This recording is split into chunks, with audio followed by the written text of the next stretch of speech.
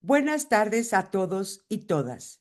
A nombre de la Asociación Nacional de Promotores y Educadores para la Salud, les damos la más cordial bienvenida a una jornada más del Seminario de Salud Masculina, más allá del estigma, la salud masculina como una prioridad de salud pública.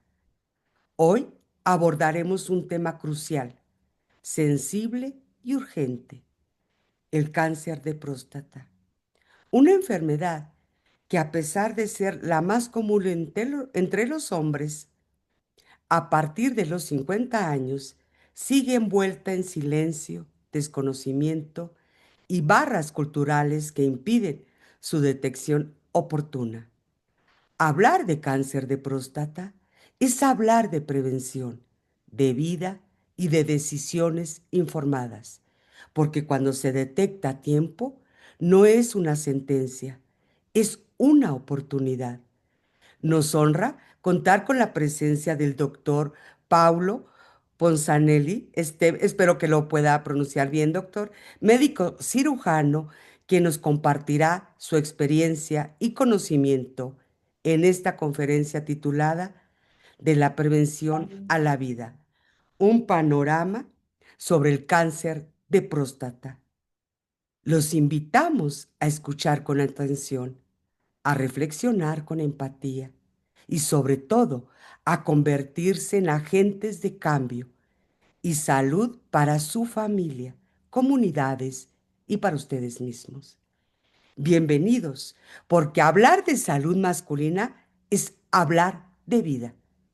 Con profundo respeto y admiración me permito presentar al doctor Paulo para compartir sus experiencias y conocimientos con nosotros. Él es el doctor Pablo.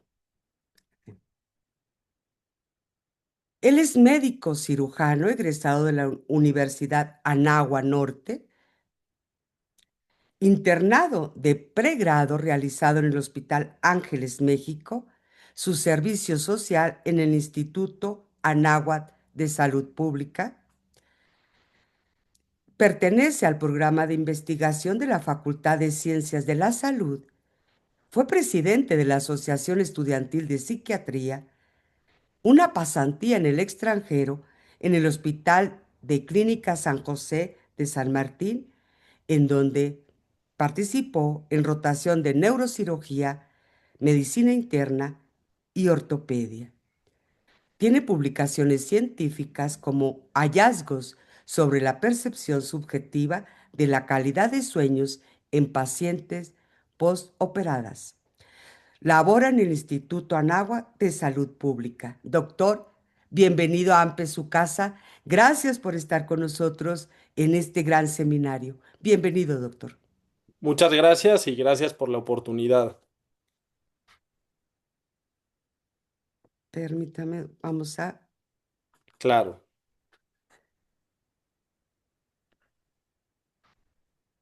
Adelante, doctor. Bueno, buenas tardes a todos y a todas y sean bienvenidos a esta plática sobre un tema de alta importancia, considerando lo preventivo que puede ser. La siguiente, por favor. Bueno, para empezar, el cáncer de próstata es el segundo cáncer más común en hombres a nivel mundial. Es la quinta causa de muerte relacionada a cáncer en todo el mundo. Y en América Latina es el diagnóstico oncológico más frecuente en hombres. Hablando de la incidencia se define como los casos nuevos en un tiempo específico, en donde el 2022 tuvimos casi 1,5 millones de nuevos casos. Aquí esta gráfica es del Globocan, la cual es una institución mundial que se encarga en investigar los casos de cáncer que hay en todo el mundo y podemos ver que como el cáncer de próstata es el cuarto en nivel de incidencia, es el cuarto cáncer que más se diagnostica en todo el mundo, independientemente del sexo. Las tasas más altas son en estos países donde destaca el América Latina y el Caribe. Siguiente, por favor. En los últimos 10 años se ha visto un aumento en las tasas de incidencia. En este mapa podemos ver cómo el azul más oscuro reporta incidencias más altas, mientras que lo más gris o blanco se refiere a tasas más reducidas de incidencia. Y bueno, este incremento en los últimos 10 años se da gracias a la mayor detección por el tamizaje del antígeno prostático específico, que más adelante lo voy a mencionar para que cuando vean el APE sea eso y no sea simio en inglés.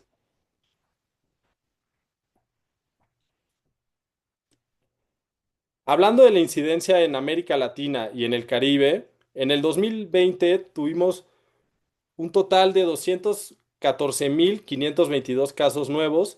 Esto son 15.2% de todos los cánceres. En México, según la Guía de Práctica Clínica Mexicana, la cual es del 2018, el cáncer de próstata tomó el primer lugar de incidencia en neoplasias malignas no cutáneas, abarcando el 14.8% de todos los casos, y en el 2019 los hombres mayores a 55 años se detectaron 279.6 por cada 100.000 habitantes. Hablando de mortalidad, el cáncer de próstata es la octava causa de muerte por cáncer. En el 2022 se registraron casi 400.000 muertos por esta causa. Aquí podemos ver otra gráfica del Globocan, en donde el cáncer de próstata abarca el octavo número. Se predice que para el 2040 la mortalidad va a aumentar a 712.000 difuntos. Y bueno, lo que dice la evidencia es que un aumento en la incidencia va a reducir la mortalidad. La siguiente, por favor. En América Latina y el Caribe tenemos una incidencia menor que América del Norte, que Estados Unidos. Sin embargo, la mortalidad es 50% más alta. Esto es preocupante y esto es debido principalmente a que en América del Norte van a tener mayor capacidad de detectar de manera oportuna y de tratar estos pacientes. En el 2022 se estimó alrededor de 61.056 muertes, lo cual abarcó el 15.4% de la mortalidad mundial. Igual en esta imagen podemos ver cómo entre más oscuro el rojo va a haber mayor mortalidad, mientras que más claro el rojo va a haber menor mortalidad. La siguiente, por favor. Se ha proyectado que para el 2025 y el 2030, la principal causa de muerte por este tipo de cáncer en hombres se va a dar en países como Brasil, Colombia, donde son por cada 100.000 habitantes, vamos a tener este número de defunciones proyectadas. Esto se debe principalmente a cambios estructurales de la población y también de tamaño. La siguiente, por favor. En México, ¿qué datos tenemos? Bueno, en el 2019, la tasa de mortalidad en hombres mayores a 55 años fue de 99.1 por cada 100.000 habitantes. Según la Guía de Práctica Clínica Mexicana, la principal causa de morbimortalidad en cáncer fue el cáncer de próstata. Y en el 2012 fue el primer lugar ocupó el primer lugar de mortalidad, abarcando el 16.5%. ¿Por qué es importante hablar de este tema? Porque esta enfermedad te va a generar cierta morbilidad, perdón, e impacto. El impacto se puede ver desde el lado económico y social. Del lado económico tenemos un paciente donde tiene sus gastos contados para el mes y va a tener que gastar más en consultas, en estudios de imagen, estudios de laboratorio, lo cual le va a estar generando mayor gasto. Y los tratamientos también sabemos que son costosos, todas las quimioterapias y demás. Y de la parte social vamos a tener una pérdida de funcionalidad, considerando que la mayoría de los pacientes que se detectan en este grupo geográfico, que es América Latina y el Caribe, ya están en estados avanzados. Entonces, estas personas no van a poder trabajar por lo mismo de la enfermedad, van a estar teniendo que ir a recibir tratamientos, van a tener que, bueno, van a estar convaleciendo, entonces no van a tener sus ingresos por el trabajo, entonces eso va a generar aún más costos económicos. Según la guía de práctica clínica, alrededor del 80% de los pacientes al momento del diagnóstico se les encuentra con una enfermedad avanzada. Otro impacto relevante es que la supervivencia a 5 años en países desarrollados es casi del 100%. Es decir, en 5 años estos pacientes, casi el 100% van a sobrevivir. Como lo vemos en países en vías de desarrollo, solo el 40% tienen esta posibilidad de sobrevivir. Es decir, 4 de cada 10 sí van a sobrevivir y esto sí es un problema porque se puede prevenir a manera de tamizaje y detección oportuna. La siguiente, por favor. Hablando un poco de la anatomía, por si no sabemos dónde o qué es la próstata, podemos ver que la próstata es esa glándula que se ve abajo de la vejiga, está sobre la base del pene, está adyacente al recto y pues esta glándula está compuesta de complejos y venas periprostáticas dorsales y un paquete neurovascular que nos van a dar la función eréctil a los hombres y también se encuentra ahí el esfínter urinario.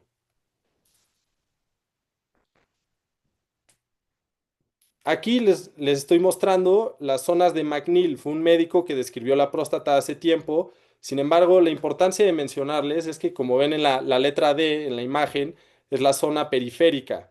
Y es ahí en donde se presenta la mayoría, con mayor frecuencia, el cáncer de próstata. Eso es lo que se palpa con el tacto, eso es lo que se busca porque es lo que primero o lo que más, con más frecuencia se maligniza, se empieza a desarrollar en cáncer y es importante que vean cómo en la imagen de la derecha ese tubito es la uretra, entonces cómo pasa por ahí directamente abajo de la vejiga. La siguiente, por favor.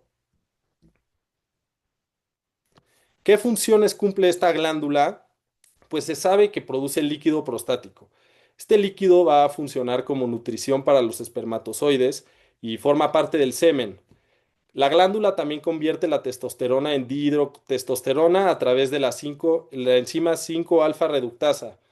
Produce el antígeno prostático específico, el cual es el de nuestro interés, pues es el que se busca en estas pruebas de tamizaje, y esta es una glicoproteína que disuelve el coágulo seminal, permitiendo que los espermatozoides no solamente estén nutridos, sino su movilidad sea más efectiva. Hablando de los factores de riesgo que se pueden presentar para que un paciente sepa si tiene mayor o menor riesgo de presentar la enfermedad, es importante recalcar que esta es una etiología multifactorial y poligénica, es decir, no va a haber un solo factor que sea predisponente para la enfermedad, sino que van a ser muchos que confluyen para el desarrollo de la misma. Según la guía de práctica clínica, tener un familiar de primer grado aumenta entre el 2.1 al 2.5 veces el riesgo de presentar la enfermedad. No solamente esto, sino familiares con adenocarcinomas metastásicos o letales que comprenden el cáncer de mama, cáncer de ovario, de endometrio y colorectal. La siguiente, por favor. Se han identificado un gran número de genes, como el BRCA1 y el 2, los cuales en anterioridad se pensaba que solamente estaban presentes en el cáncer de mama. Sin embargo, hoy en día se sabe que están relacionados con el cáncer de ovario y con el de próstata. Entonces, por eso el hincapié en que los antecedentes heredofamiliares, no solamente de cáncer de próstata, sino también el cáncer de mama, te puede generar esta alteración genética. También como sabemos que la glándula depende de los andrógenos, o en otras palabras de la testosterona, si tenemos alteraciones a los genes relacionados a los receptores de andrógenos, también hay probabilidad que se presente esta enfermedad. La siguiente, por favor. Otro factor de riesgo es la raza afroamericana. Se ha encontrado que tienen un 64% mayor de incidencia y hay 2.3 veces mayor que, probabilidad de que mueran en comparación con los hombres caucásicos. Otro riesgo es el consumo de grasas saturadas o una ingesta elevada de calcio.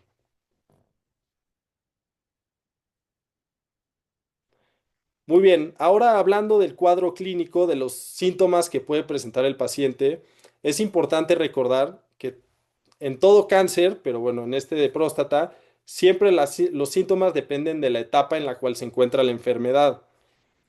En este caso, como estamos hablando de las vías urinarias, donde la uretra, como les mencioné en la imagen pasada, que la uretra desciende y atraviesa la próstata, dependiendo el crecimiento de la misma glándula, puede haber o no obstrucción urinaria. En estadios iniciales, esta obstrucción puede ser mínima, en donde el paciente probablemente no tenga ningún síntoma o puede tener aumento de orina en la noche, disminución de chorro o goteo terminal, el cual es cuando el paciente termina de orinar, se sube los pantalones y todavía hay un poco de goteo. La siguiente, por favor.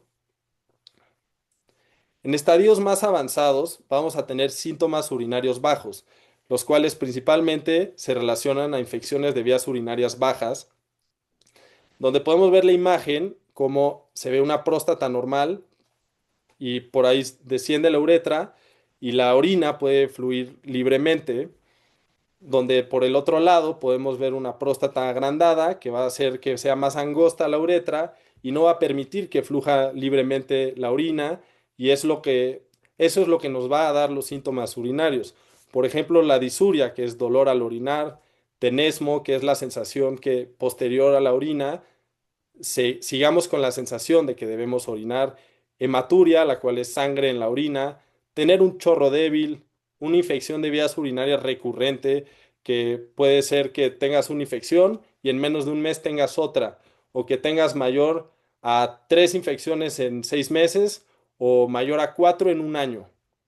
También podemos tener disfunción eréctil y litiasis vesical, lo cual son piedras que se forman adentro de la vesícula. Es importante que estos síntomas no se confundan con la hiperplasia benigna prostática, porque si bien esto igual es un crecimiento de próstata, como le dice el nombre es benigno, esto no va a ser cáncer, entonces es muy importante tanto para el médico como para el paciente saber si sí es o no es, porque eso va a ayudarnos a decidir mejor la conducta a tomar.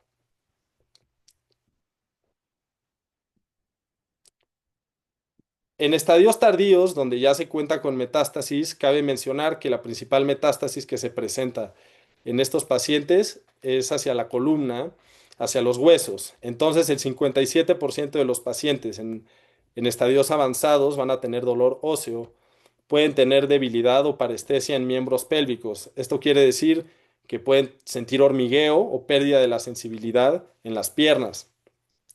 Podemos tener síntomas B, los cuales se relacionan a un gran número de cáncer, que es fiebre, pérdida de peso no intencionada y sudoración nocturna excesiva. También vamos a tener linfedema, el cual se nos van a hinchar las piernas porque se secuestra el líquido linfático por el mismo crecimiento de estos tumores.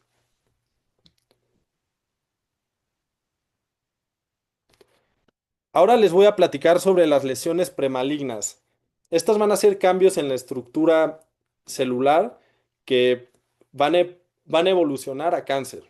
Es importante saber que existen y también como médicos, si identificamos unos, tener una revisión mucho más estricta con los pacientes, puesto que, como lo digo, pueden evolucionar a cáncer. La neoplasia intraepitelial prostática es la más frecuente. Alrededor del 10% de las biopsias se detecta lesión de alto grado. La lesión de alto grado es la que más se relaciona con el desarrollo de cáncer.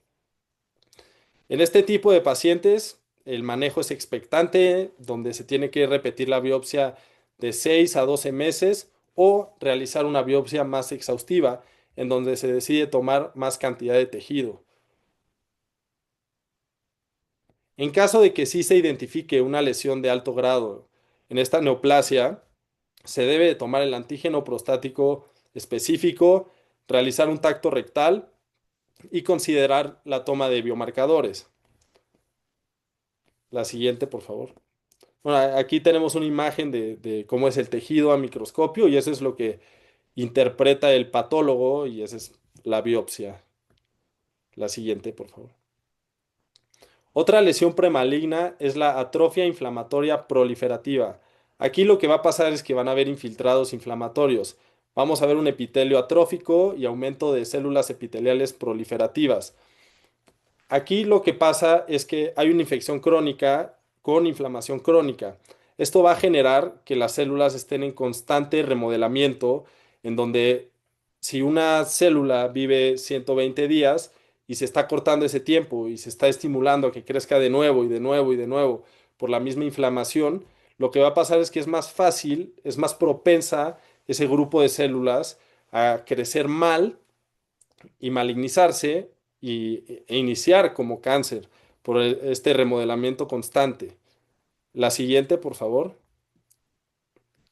Ahora, hablando ya del cáncer de próstata específicamente sobre los tejidos, el principal tipo de tejido que se canceriza es que vemos es el adenocarcinoma, que podemos ver en la imagen, es la A, es la de hasta la izquierda, donde este va a ser principalmente de células de la función glandular de la próstata.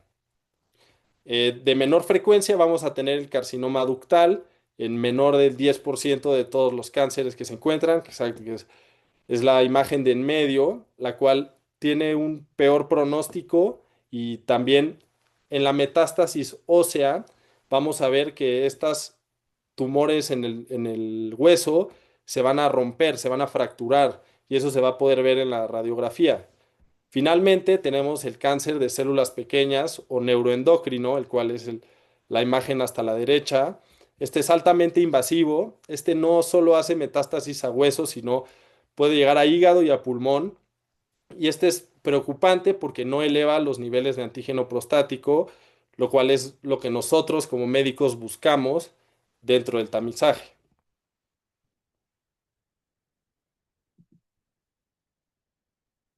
Muy bien, hablando sobre tamizaje, valga la redundancia, y la detección oportuna. Estuve buscando diferentes guías nacionales, internacionales y continentales sobre las recomendaciones que habían.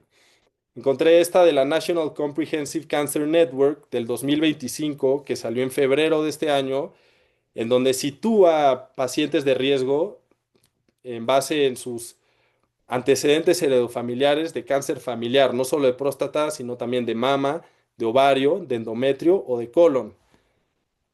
Pacientes que tengan mutaciones en el gen BRCA1 o 2, en el gen ATM o HOXB13. También aquellos pacientes que sean de raza afrodescendiente.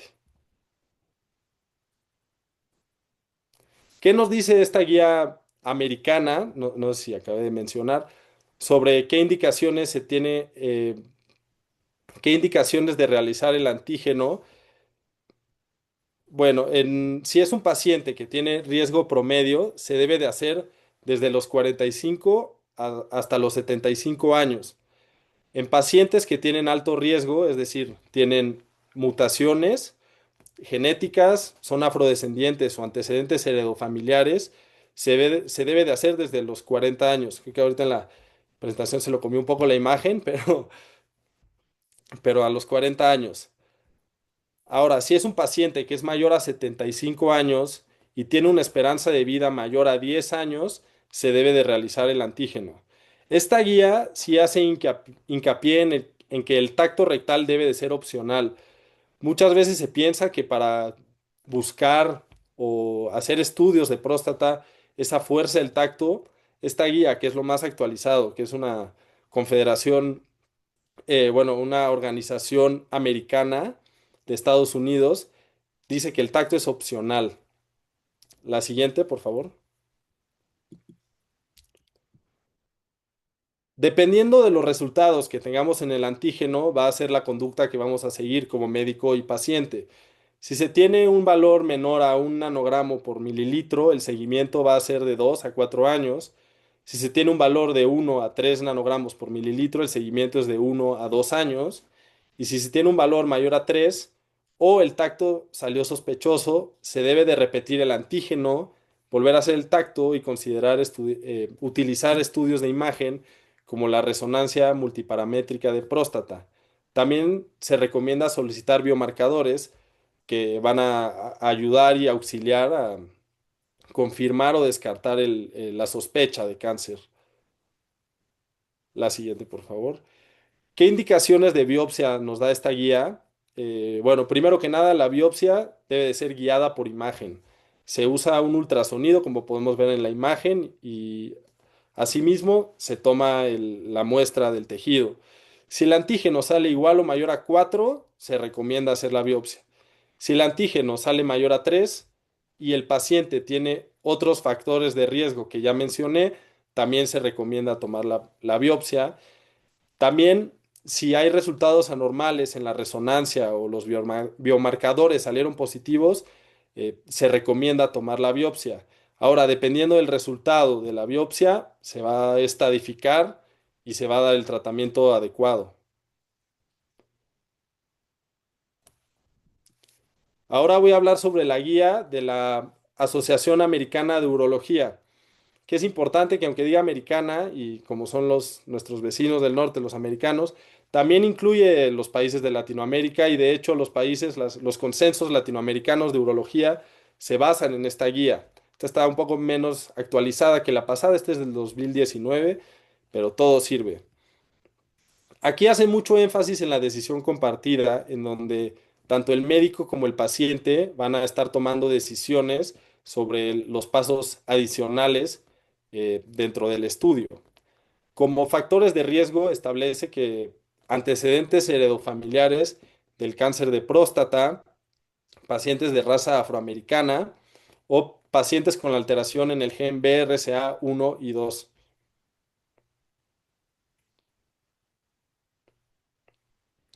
¿Qué ¿Qué directrices nos da esta guía? En pacientes menor a 40 años no se debe de realizar el antígeno. En pacientes entre 40 y 45 años debe de ser individualizado, es decir, solamente a aquellos pacientes con factores de riesgo ya mencionados. Desde los 55 a los 69 años, la decisión debe de ser compartida en donde se explican los riesgos y los beneficios. Claramente hay mayores beneficios de realizarse la prueba sobre disminuir el cáncer metastásico y la mortalidad. Sin embargo, los riesgos pueden ser que muchas veces caemos en el sobrediagnóstico, en el sobretratamiento, y esto va a generar obviamente pues ansiedad, miedo en los pacientes, y considerando que si el antígeno sale alto y se da una indicación de biopsia, existe el riesgo de infección y sangrado al realizar la biopsia. En pacientes que tienen mayor o igual a 70 años con una esperanza de vida menor de 10 a 15 años, no se recomienda realizar el antígeno. Esta guía nos recomienda realizar un antígeno cada 2 años a partir de los 55 años.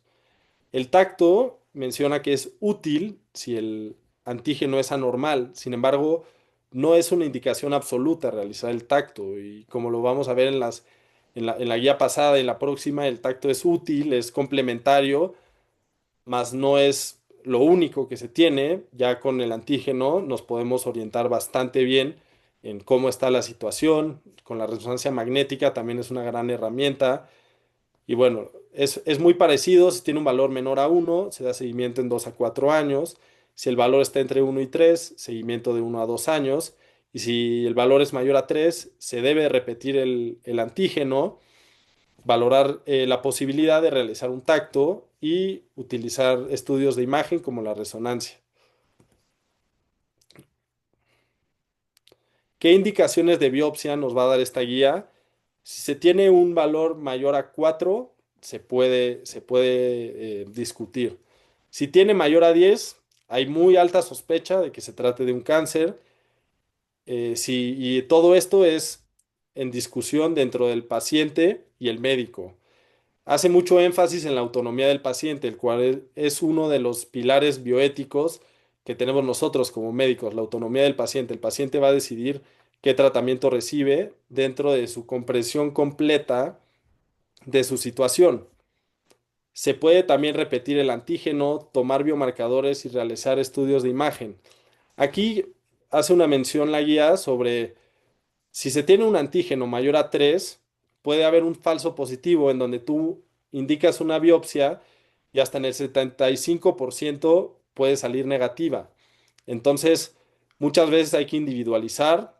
Bueno, en realidad siempre se debe de individualizar el estudio y puede ser que una persona sin factor de riesgo mayor a 3 no nos oriente a nada, pero sin embargo, si tenemos una persona con riesgo, con antecedentes heredofamiliares, raza afrodescendiente, pues ahí sí es más orientado a solicitar una biopsia. La siguiente, por favor. Ahora les voy a hablar de la comisión de Lancet que salió en el 2024. Esta es bueno, The Lancet es una revista inglesa, pero también considera países de ingreso medio y bajo. ¿Qué factores de riesgo vamos a encontrar según esta guía? Edad avanzada, antecedentes heredofamiliares, raza afrodescendiente o afroamericana y mutaciones en el BRCA1, 2, ATM y genes reparadores del ADN, como el P53.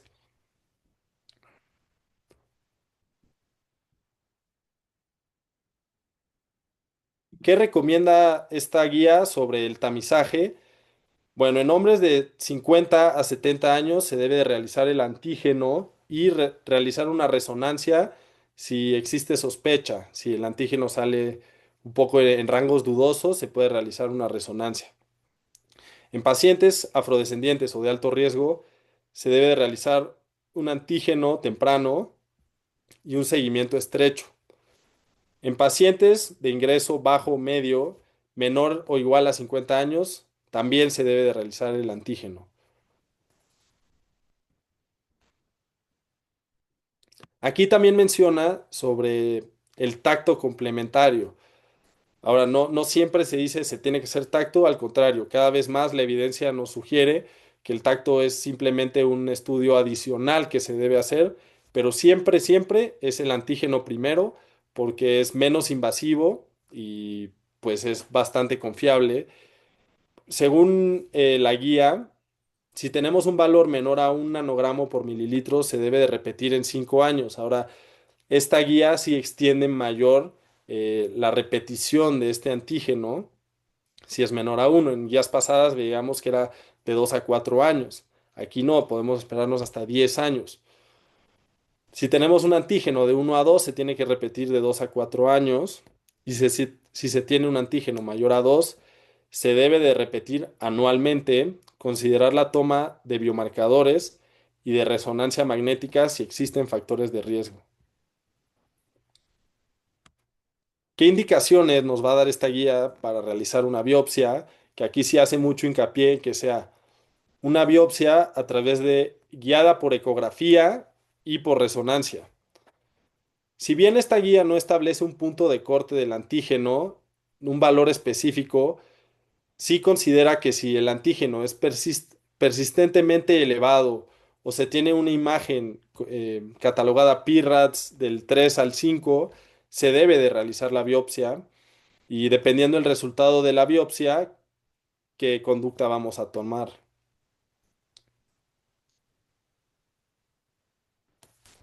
Muy bien, ahora hablando sobre la guía de práctica clínica mexicana, la cual salió en el 2018, y bueno, es la guía de la cual se basa la práctica médica o se debería de basar la práctica médica de los médicos en este país, menciona que hay riesgo en pacientes que tienen mayor de 50 años de edad o que también tengan antecedentes heredofamiliares de cáncer de próstata, pero que el cáncer se haya presentado antes de los 60 años.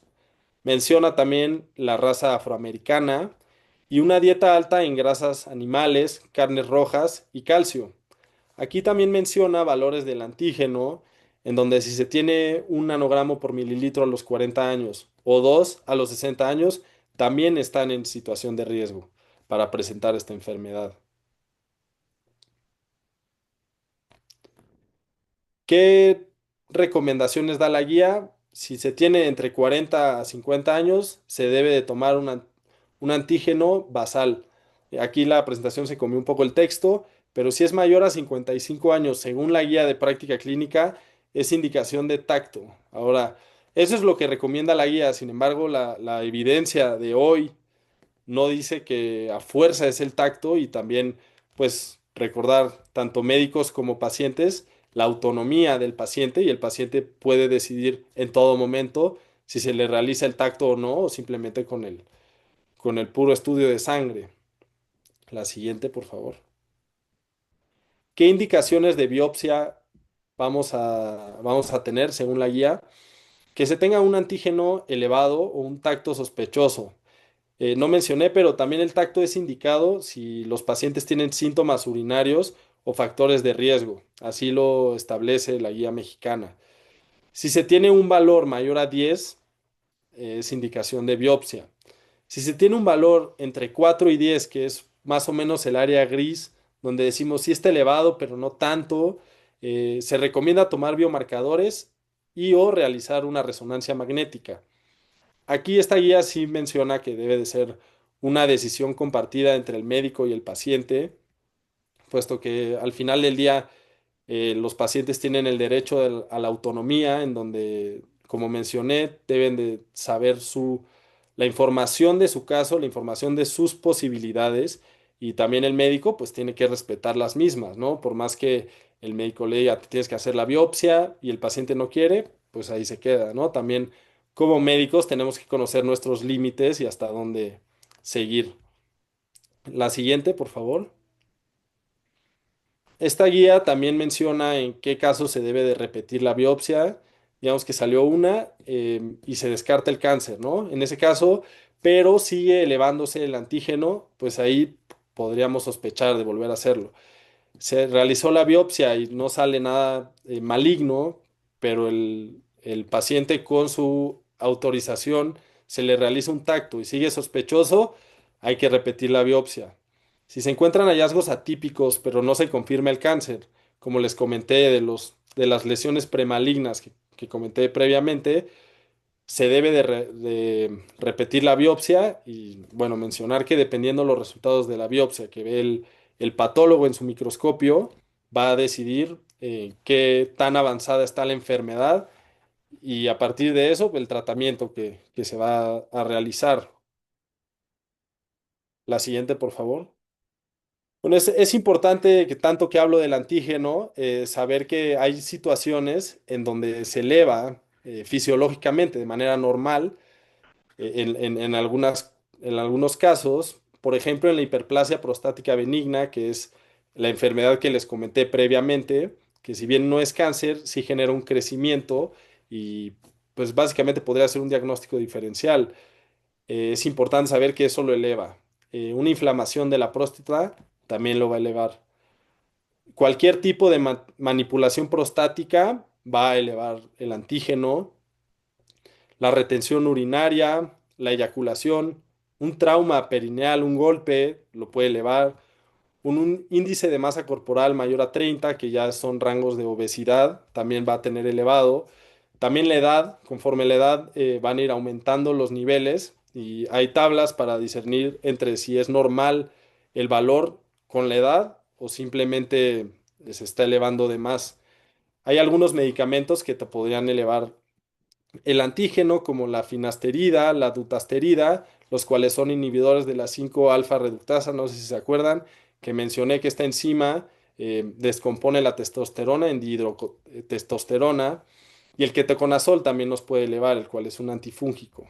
Esto es importante de tener en cuenta cuando un paciente o nosotros tocando madera como pacientes nos sale elevado, decir, bueno, pues quizás sí fue por eso y por eso la utilidad de repetirlo. ¿Qué retos encontramos en Latinoamérica frente a esta enfermedad? Vamos a tener una falta de programas de tamizaje a nivel nacional en diferentes naciones, diferentes países, en donde las zonas rurales son las que más se ven afectadas a esto. Hay una alta incidencia de enfermedad metastásica. Un estudio realizado donde recopilaron pacientes de Argentina, Chile, Colombia, México y Perú encontró que casi el 60% de los pacientes ya tenían metástasis al momento del diagnóstico. Eso es altamente preocupante porque pues ya no hay mucho que hacer más que paliación, más que radioterapia y es una pena y es nuestra realidad. Entonces esos son los retos que nos enfrentamos y que tenemos que poder sobrepasar. Hay un acceso limitado y hay desigualdad a la atención. Eso también es tanto de urbano a rural, como en el mismo urbano, la diferencia entre la atención privada y pública, ¿no? Se puede también en las instituciones públicas que tenga infraestructura deficiente o haya una escasez de especialidades, que pues al final sí son retos y que son cosas que condicionan y, y nos limitan para lograr que todos nuestros pacientes estén sanos. Los pacientes no se realizan pruebas y también es un reto porque tú como médico puedes hacer programas de difusión, programas para reunir a la gente, que la gente esté informada, pero si los pacientes no van por su propia cuenta, pues tampoco los podemos agarrar en una camioneta y decir, venga, vamos a... Porque, pues bueno, se asustan si le dices tacto, pero si nada más es un piquete de sangre, pues sí, puede que atiendan más, ¿no? Según la guía de práctica clínica, solo el 9,6% de los pacientes mayores a 60 años se realizaron pruebas, ¿no? De tamizaje de cáncer de próstata. Entonces, menos del 10%, pues no. También tenemos una ineficacia para el registro de datos en donde se dificulta la comprensión de la situación porque muchos son estimados y si se tuviera bien un registro de datos, pues sería una mejor manera de presentar la problemática frente a las políticas de salud y dar un empujoncito a que las cosas cambien, ¿no? La siguiente, por favor. Aparte de los retos, tenemos mucho estigma frente a esta enfermedad. Sabemos que en Latinoamérica y en el Caribe predomina la masculinidad y el machismo, y hay creencias falsas en donde se piensa que un hombre enfermo es un hombre débil y eso se sabe que es, o sea, es completamente ridículo porque antes de la masculinidad y el machismo está la vida, la salud, ¿no? Entonces, aunque piensen que va a ser débil, aunque se piense que el hombre es fuerte, tener una enfermedad no te hace débil, no te hace menos hombre, y creo que eso es lo que se piensa mucho. También, pues parte de lo mismo, que el hombre se siente fuerte y invencible, pues no va a buscar ayuda si él mismo puede. Hay mucho tabú cultural, falta de información y de conciencia, en donde les comento que pues el tacto obviamente es lo que más se relaciona en cultura popular, lo que más se piensa del cáncer de próstata es el tacto, ¿no? Entonces, ¿cómo le vas a decir a un macho, ve al doctor para que te hagan un tacto? Y pues ya sabemos cómo es el tacto, entonces obviamente va a ser un reto, va a ser un estigma y yo creo que la gente pues sí prefiere evitar a toda costa realizarse un tacto y aunque sea morirse de metástasis a hacer eso. Entonces también es la creación de conciencia, la generación de conciencia de parte de los médicos y del Estado debe ser centrado en informar que ya hoy en día el tacto es opcional, como lo vimos en las guías, es opcional y no es a fuerzas y que tú como paciente tienes la autonomía de decir, no, sabes que yo vi la conferencia del doctor Paulo y ahí me dijo que si me sacan sangre, ya con eso se puede confirmar o descartar o ver qué estudios adicionales se hacen y que pues tú no me vas a hacer un tacto y eso es completamente válido.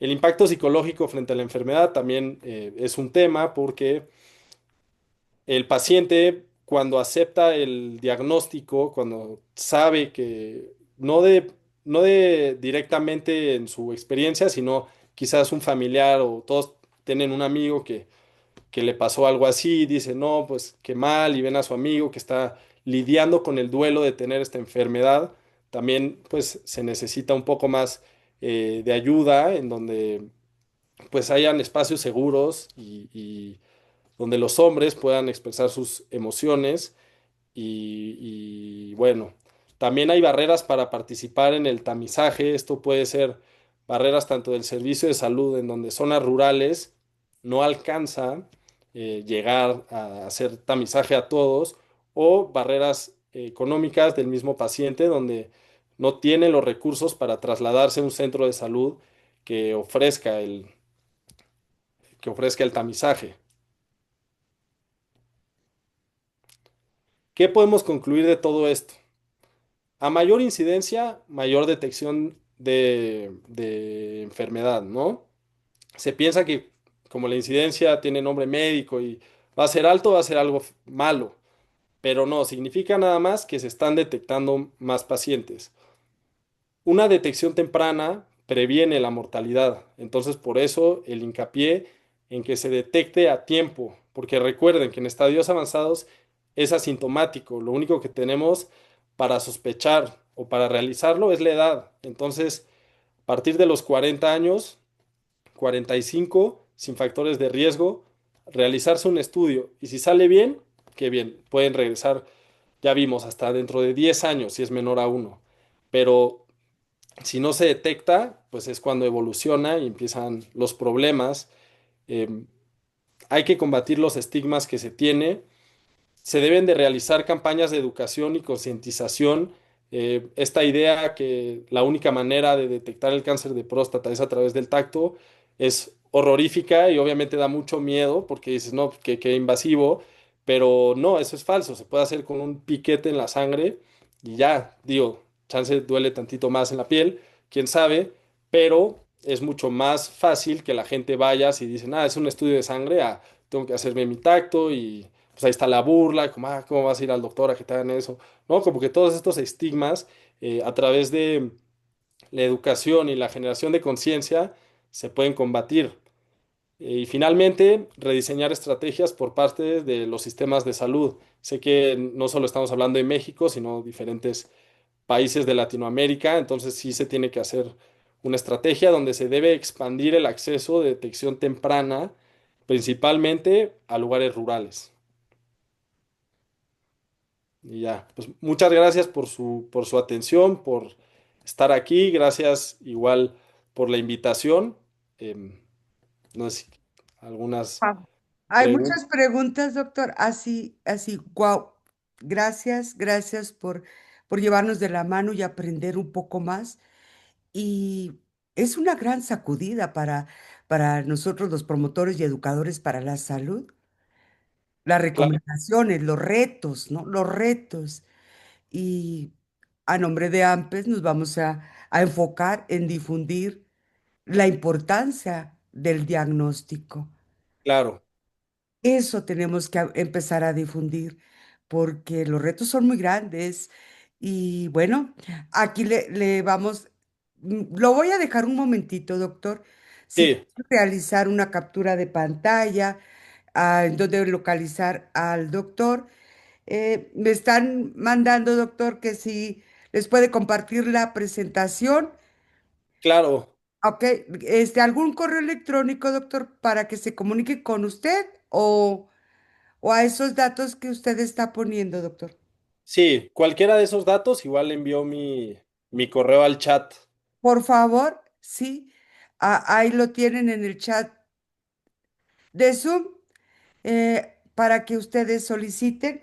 De todos modos, más adelante vamos a poner los datos del doctor en las redes sociales para que ustedes puedan comunicarse con él. Y doctor, vamos a empezar con las preguntas y vamos a Buenísimo. decirles que en AMPES tenemos un nuevo número y es más 52 56 51 57 48 06. Y vamos a comenzar. Tengo preguntas por todos lados, doctor, ¿eh? Sí, ¿qué, qué Este, prefiere primero? ¿Las del chat? Bueno, entiendo que habían unas antes de la sí, presentación que sí, se... aquí voy a empezar con unas que es un técnico de Guatemala, en laboratorio. ¿A qué se debe que la próstata comience a fallar a partir de los 40? Generalmente se debe por la andropausia, por los cambios hormonales, en donde ya a cierta edad las hormonas no van a ser tan efectivas como nuestra edad fértil. Creo que hoy en día poco se habla que los hombres también sufrimos una transición hormonal, no es tan marcada como la menopausia, sin embargo existe. También conforme crecemos, estamos más expuestos a diferentes medios ambientes que van a alterar nuestros genes, en especial si se sufren muchas infecciones, por ejemplo, lo que comentaba de la remodelación constante de estas células, y son muchos factores y supongo que esas edades se establecen porque es donde más se ha presentado. Ahora, yo lo que te puedo decir es que no hay una causa específica, como mencioné, es multifactorial. Muchísimas gracias, doctor. Vamos a empezar con una de las preguntas aquí en Zoom. Germán de Perfecto. la Torre, doctor, ¿cómo podría ayudar la fisioterapia en el cáncer de próstata? Pues dependiendo del estadio, podría ayudar. De manera preventiva, no he leído ni escuchado nada de eso. Sin embargo, podría aliviar ciertos dolores.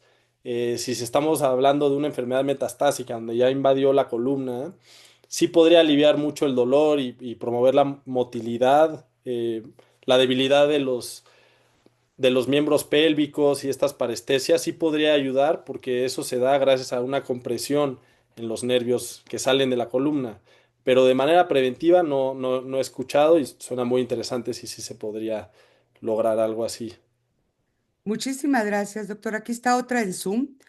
Alonso, buenas tardes, doctor. Saludos desde México. Excelente ponencia. Una pregunta. ¿Qué tan útil es el ultrasonido en el tamizaje del cáncer de próstata? Muy buena pregunta. Sabemos que el ultrasonido es una opción más económica que la resonancia, ¿cierto?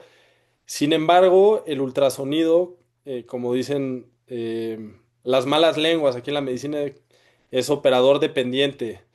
Entonces, podría ser que esté el cáncer formándose, pero el que te esté realizando el ultrasonido se le vaya por alguna inclinación en el ultrasonógrafo.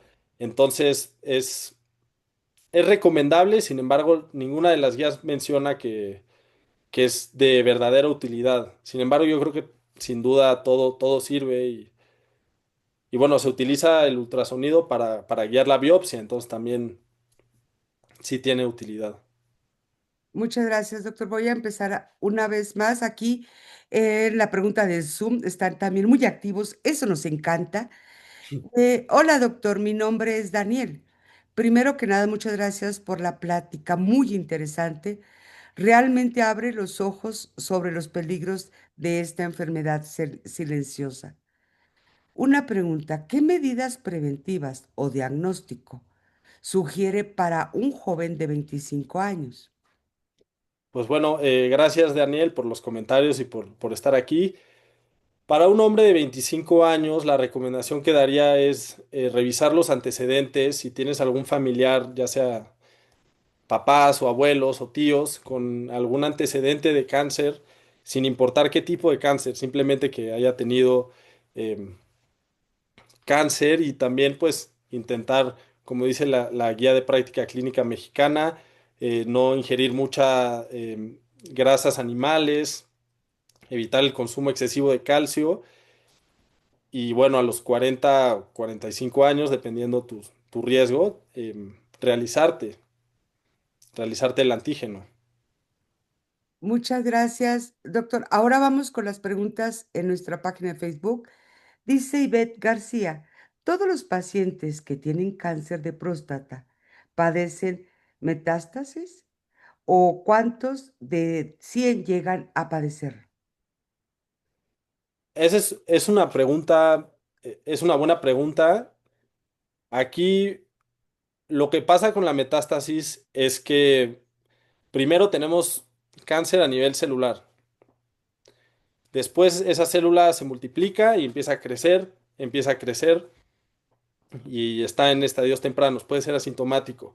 Sin embargo, si se sigue creciendo y se descontrola y si no se realiza nada, es ahí cuando el cáncer tiene ganas de crecer. Entonces, la metástasis es eso, que encuentra otro tejido a invadir y es ahí donde se genera la metástasis. Cuando mencioné que a los pacientes se le diagnosticaban, a la mayoría en Latinoamérica, ya con metástasis, simplemente nos habla que durante mucho tiempo tenían el cáncer y no lo sabían, por lo mismo que no se realizaban estas pruebas. Muchas gracias. Ivette le vuelve a hacer otra pregunta. ¿Cuál es la cantidad máxima o el límite en el que se debe tener el antígeno prostático? Lo que dicen muchos, bueno, las guías, es que arriba de 4 ya empieza la sospecha. Hay unos que dicen hasta arriba de 3. Arriba de 10 yo, sería mi respuesta porque todavía arriba de 4, 5, 6, un paciente de 70 años es normal que lo tenga tan elevado simplemente porque es fisiológico, es normal y es relacionado a la edad y eso se acepta dentro de los urólogos se acepta un valor así. Sin embargo, arriba de 10 sí nos orienta a sospechar más. Muchas gracias, doctor. Voy a aquí con la sala, en la sala de Zoom. Ana Sí. Guillén, doctor, ¿existe alguna relación de daño prostático con la falta de emisión urinaria a un grado de usar sonda? No sé si lo que pregunta es por usar sonda y no orinar hay grado. Em, A ver si nos puede aclarar. Es Ana Guillén. Creo que aquí lo puedo leer en el chat. Sí, ahí está en el chat. Ana Guillén, si nos puedes por ahí. Lo que más te va a generar el uso de sonda va a ser a mayor riesgo de infección de vías urinarias. Ahora, no se relaciona tanto a daño prostático porque la sonda pasa por adentro de la uretra y nunca está en contacto con la próstata. Al contrario, permite que sí pase toda la orina y mantiene el calibre abierto de la uretra para que pase la orina. Entonces yo te diría que no, que probablemente no, porque nada es seguro en la medicina, ¿no? Nada es 100%. Gracias, doctor. Una más aquí en Zoom, dice Guillermo Gómez. Pregunta, doctor, ¿qué tan, qué tan genético hereditario es este tipo de cáncer? Es decir, si un familiar mío lo padece o padeció, ¿hay mucha más probabilidad de padecerlo yo? O sí, ¿qué recomienda como método preventivo? Pues, Guillermo, si tu familiar es de primer grado, es decir, es tu padre, es tu hermano, según la guía de práctica clínica, tienes hasta 2.5 veces más de padecerlo tú. Ahora, si es un tío, un abuelo, sí hay riesgo, eh, eso es algo que debes de tener en cuenta. Entonces, ahorita lo único que tienes que hacer es esperarte a tus 40 años para realizarte tu prueba de antígeno porque pues por ahora no vas a empezar a sufrir ningún cambio y no estás en ningún tipo de riesgo, sino que a los 40 años, considerando que tienes antecedentes familiares, mejor realizártelo una vez y dependiendo de los resultados vas a dar el seguimiento que corresponda. Muchas gracias, doctor. Aquí hay una más. Hay muchas, doctor, ¿eh? No pasa nada, no pasa nada. Denia, doctor, primero que nada, excelente ponencia. Una pregunta, ¿cómo recomienda abordar esta plática con nuestros pacientes desde la perspectiva del médico general? Ok, gracias por los comentarios, Denia. Para abordarlo con los pacientes, primero, pues si es un paciente de primera vez, consultar los antecedentes heredofamiliares, ¿no? Si sus padres siguen con vida, si no, qué fue lo que pasó.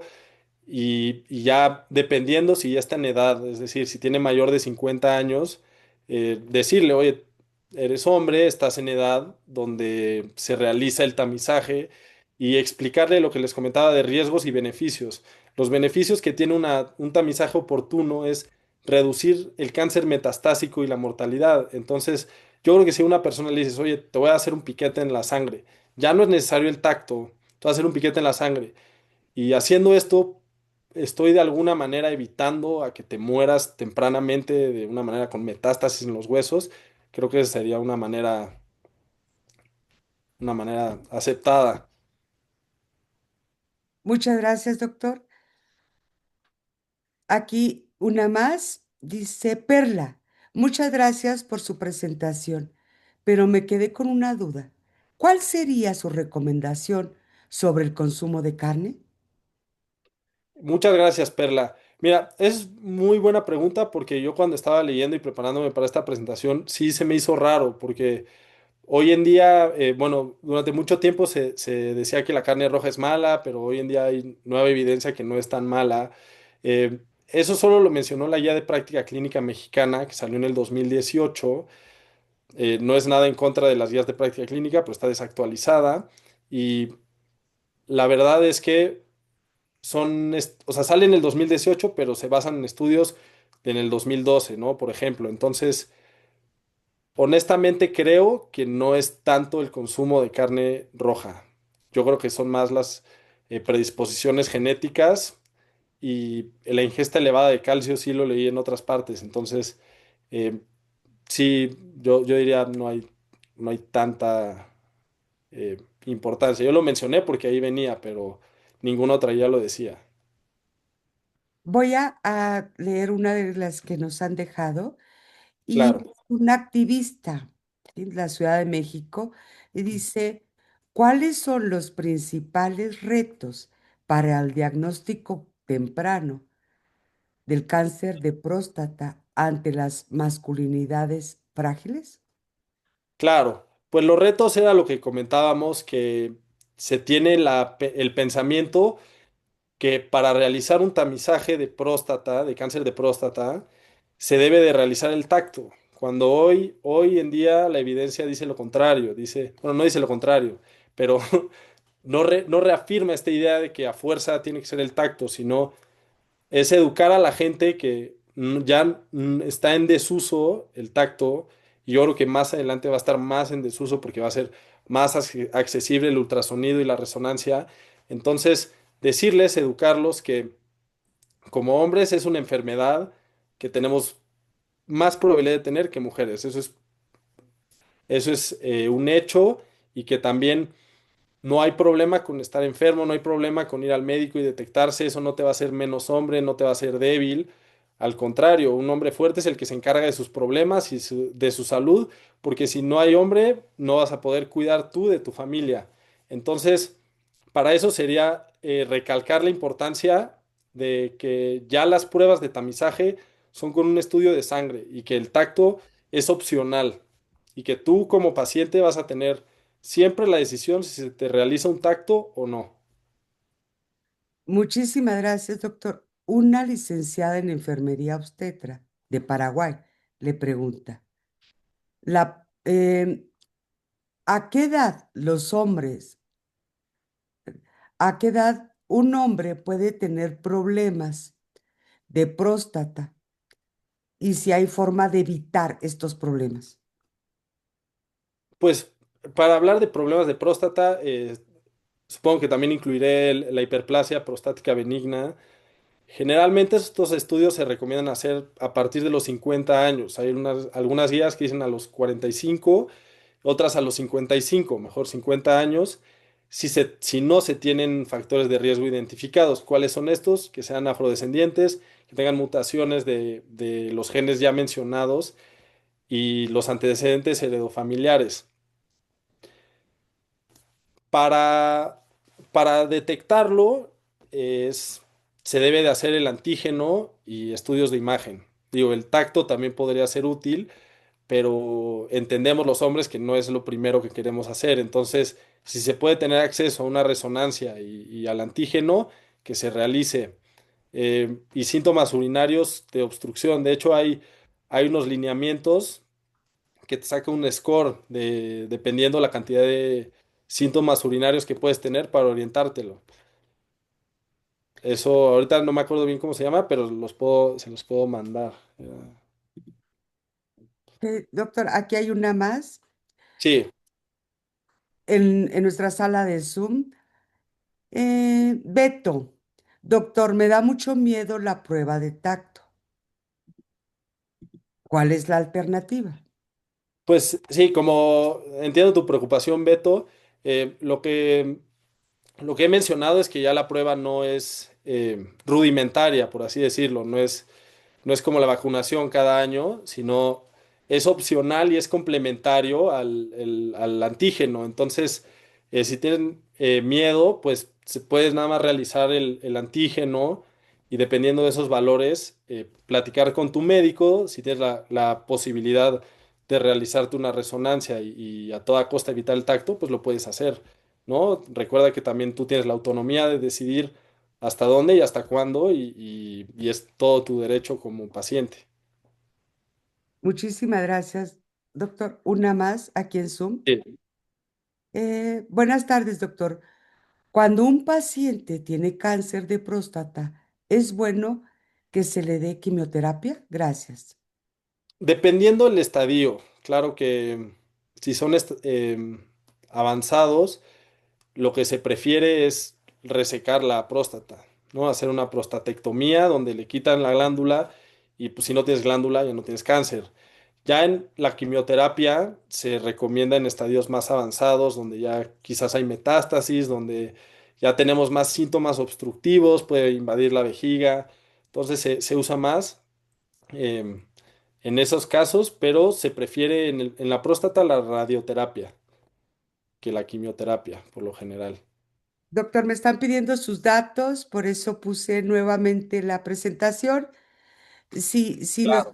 Si nos puede volver a escribir ahí en el chat su Mi correo correo. electrónico, doctor, por favor, para que le tomen captura de pantalla, una fotografía para el doctor. Ah, Beto está poniendo qué alegría que hay alternativa. Así es, Beto. Eso es lo que vamos a promocionar muchísimo de hoy en adelante para que las mujeres motiven a los hombres y los hombres tengan la valentía de ir a buscar su salud. Aquí, un paramédico. ¿El examen es indispensable, doctor? ¿Es práctico para los problemas de próstata? Sí, Un definitivamente. paramédico de Veracruz. No, definitivamente es indispensable el examen, no sé si se refiere al abordaje del antígeno o el tacto. El tacto no es indispensable, el antígeno sí. Y bueno, como mencioné en toda mi estadística, si ocupa la quinta causa de mortalidad y considerando que cerca del 60% de los pacientes en Latinoamérica se detectan ya con metástasis, es indispensable, ¿no? O sea, eso es lo único que podemos hacer, no es lo único, pero lo mejor que podemos hacer nosotros es prevenir, ¿no? O sea, la medicina debe ser preventiva. Doctor, aquí es una profesora de Baja California, México. Dice, ¿cómo podemos incidir? La estoy pensando mucho en cómo Sí, podemos incidir en las políticas públicas para lograr mejoras en las estrategias, a mejorar en la calidad de vida masculina en México, doctor. Por eso la pensé mucho. sí. Adelante, doctor. Bueno, para contactar el sistema de salud a nivel nacional es, no es un reto fácil, sin embargo, yo creo que sí se puede lograr si o sea, dentro de los retos que comenté es la falta de toma adecuada de datos, ¿no? Entonces, si no se puede presentar unos datos confiables, completos, em, no se puede expresar la problemática. Entonces, el primer paso sería eso, tener una estadística confiable y demás. Y pues creo que para impactar a nivel nacional, mejor poco a poco a nivel regional, donde se haga énfasis en la detección de esta enfermedad en zonas rurales y empezar poco a poco así en diferentes estados y luego pues conseguir que a nivel nacional se implementen. Muchas gracias, doctor. Aquí en la página de Facebook dice, Cira, ¿la realización de antígenos prostáticos son gratuitos en México? Me parece que en el Servicio de Salud, en la Secretaría de Salud, IMSS y ISSSTE sí lo deberían de cubrir. Eh, pero tengo entendido que en esos sistemas tú no puedes llegar a pedir el laboratorio, vas a ir a pasar a consulta, vas a tramitar tu consulta, que luego se tardan hasta más de 3 meses, y ya ahí te mandan a hacer los laboratorios, eh, y probablemente te van a querer hacer un tacto en donde pues hay que hacer énfasis que dices, no, yo prefiero mi antígeno y ya, ¿no? Entonces también generar conciencia de esa manera.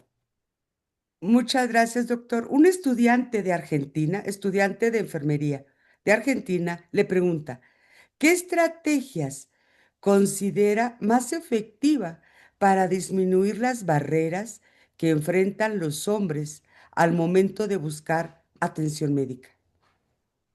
Es muy buena pregunta y es un tema social, cultural, el cual se deben de implementar programas de educación para la salud del hombre y de concientización de este tipo de enfermedades, porque sigue siendo tabú el cáncer de próstata, y casi que solo se usa para bromear entre colegas, ¿no? Entonces, hacer visible la importancia de la detección de esta enfermedad y también concientizar que el tacto es opcional y es algo complementario, porque como les mencioné, muchas veces se piensa que asocian el cáncer de próstata con tacto, tacto, entonces la gente no va a querer hacerse un tacto, entonces decir, te puedes hacer el antígeno prostático y ya de ahí vemos, pero mínimo es un inicio y creo que es generar esa conciencia en poblaciones. Obviamente tiene que ser en diferentes regiones, cada una realizando este tipo de actividades. Muchas gracias. Aquí un licenciado en Enfermería de México le pregunta, ¿cómo enfrentar al CA, próstata, testículo, si seguimos encontrando estigmas y barreras en la cultura mexicana? Claro, pues sí, es parte del reto, combatir estos estigmas y yo creo que esto se hace a través de la educación, ¿no? A través de la educación, la promoción de la prevención, porque sí, o sea, entiendo, en México y en Latinoamérica ha de ser tabú hablar de problemas de salud del hombre, más de genitales que tienen que ver con la virilidad, entonces sí es un problema, pero si se logra generar conciencia y que la gente se informe, esa es la manera de combatirlo, diría yo. Muchas gracias, doctor. Tenemos un montón de felicitaciones para usted. No, muchas gracias, Agradecidos gracias. por la ponencia. Está la audiencia muy contenta agradeciéndole su presencia aquí, doctor. Y nosotros fascinados, esperando que sea la primera, más no la última, doctor. Claro, de acuerdo, sí. No, gracias por la oportunidad también. No le estamos haciendo manita de puerco, doctor, pero ha sido fascinante poder organizar esta semana y encontrar a médicos deseosos de compartir. Porque Muchas gracias. no Sí. sé, no sé si usted sepa, pero tienen una fama los médicos. Y, y bueno, encontramos el Dios, la luz, el universo, nos puso en el camino a estos médicos. ¡Wow! Yo les llamo con el don de compartir. No No, con... muchas gracias. Muchas gracias. Para mí es una oportunidad increíble poder participar aquí. Igual me siento muy agradecido y creo que como hombre para hombres es muy importante también tomar en cuenta estos temas, ¿no? Y le agradezco mucho por la oportunidad de participar y de compartir, como usted dice, ¿no? Muchas gracias. Muchas gracias, doctor. Y bueno, a nombre de la Asociación Nacional de Promotores y Educadores para la Salud, otorga el presente constancia al doctor Paulo Ponzanelli, Espero haberlo dicho bien. Un día me lo Sí. voy a aprender, doctor. Médico cirujano, por su excelente participación en la conferencia de la prevención a la vida, un panorama sobre el cáncer de próstata. En el seminario Más allá del estigma, la salud masculina como prioridad en salud pública, en su modalidad virtual desde la Ciudad de México, hoy 24 de junio del 2025 y firma por la mesa directiva la licenciada Arely Vázquez Tecante, secretaria de esta asociación y su servidora.